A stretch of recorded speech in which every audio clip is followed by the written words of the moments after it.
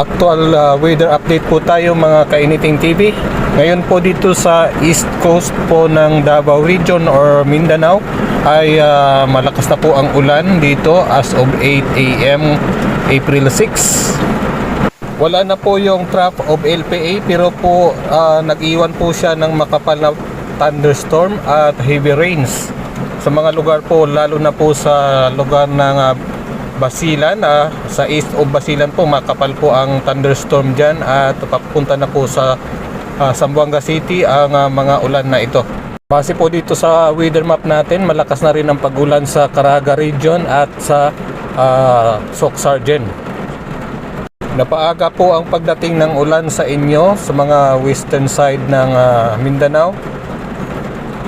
At asahan po na tatagal po ito hanggang mamayang hapon po o mga maaga ng gabi.